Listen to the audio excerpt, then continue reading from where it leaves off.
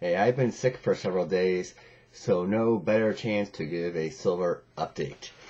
So, basically, it was the financial crisis of 2008, 2009, which is basically a decade ago.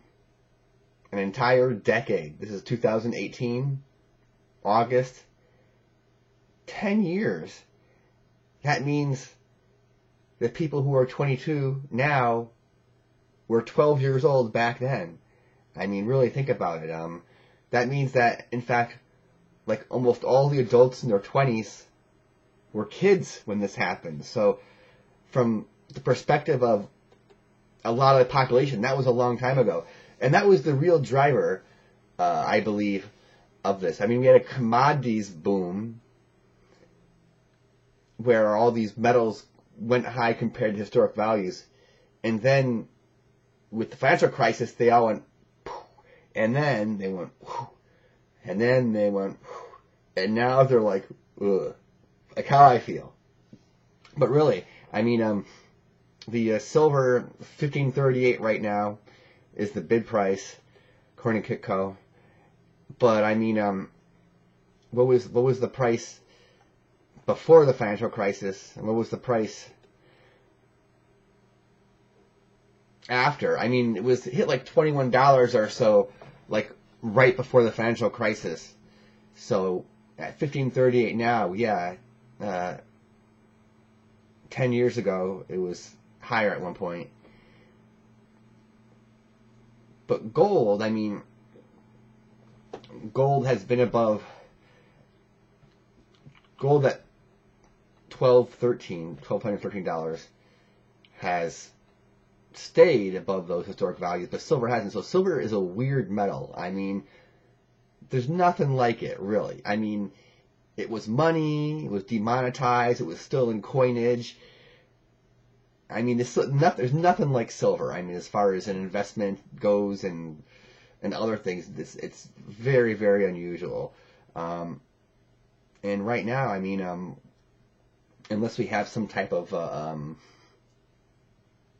economic crisis, the right kind of, or the wrong or right type of crisis, or there has to be something else going on. There has to be like some new use. They discover some new use of silver.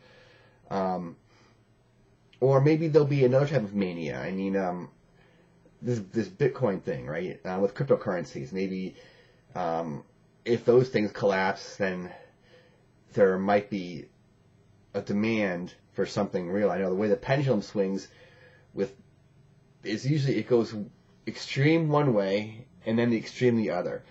So right now, I mean, if you look at valuations, really, physical real things don't seem to be valued, or they're undervalued compared to other things. I mean, the market value of Apple is $1 trillion. Well, they make stuff and they're a real company. I mean, it's $1 trillion. And, you know, obviously the cryptocurrency's got well, that's a different debate. But if you look at the valuation of things, right, the physical things really seem to be undervalued historically compared to abstract things. So, yeah, those are my thoughts on musing. I mean, rhodium has still been going up. 21.85 is the bid price, and the ask is 23.35.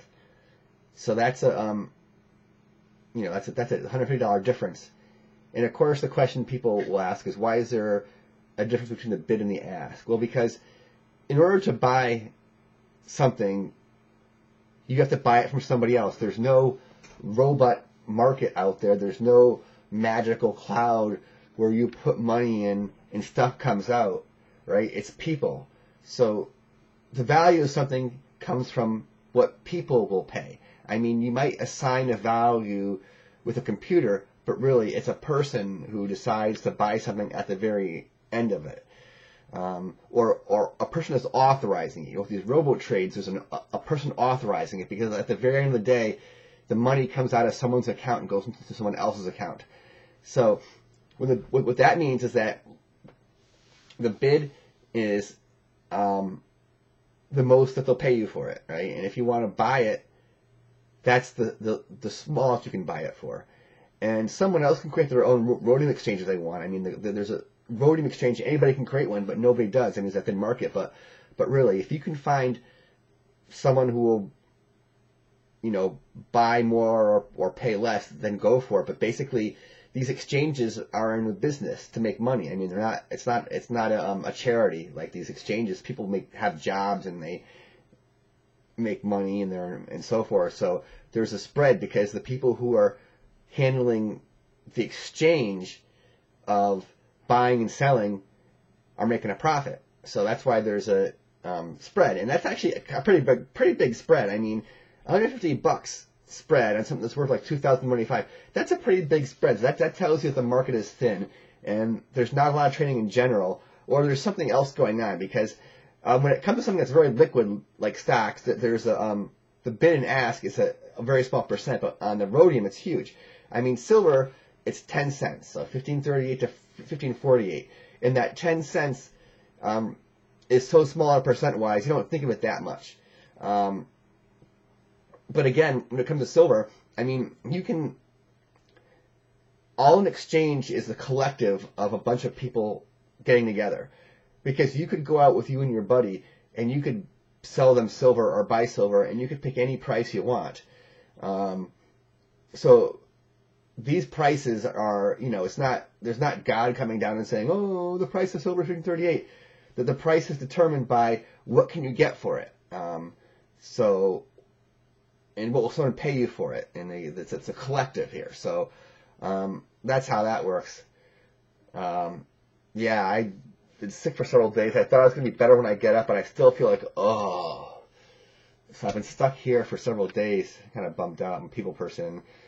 But you guys are great. I mean, this one of the best things that happened to me my whole life was this YouTube channel. I mean, I met so many people, it was so stimulating, learned so much, but I mean, it's really died down a lot. I guess the novelties worn thin. We realized that we're less impactful in the world than we thought. And that's a relief in some ways, because that means there's like less of a burden. Like, I've always thought that there's a burden on me. I've got to make the world a better place. It's not necessarily a burden, but I feel an obligation, or I feel like a duty or something. But now I realize that, we really have I really have less of an impact on the world than I thought. Maybe it's a relief, but I mean, yeah, this silver, nothing like it. I mean, the last 10 years, wow. Probably at some point there's going to be another big move up or down, but who knows how long it will take. So, yeah, the catalyst for this video was me being holed in here for several days because I'm sick. So, if people want to try and make a sentiment indicator, but maybe that virus was part of the butterfly effect, where that's why I'm doing this video, is that everything has meaning. I don't know. All right, thanks for watching, and everybody be well.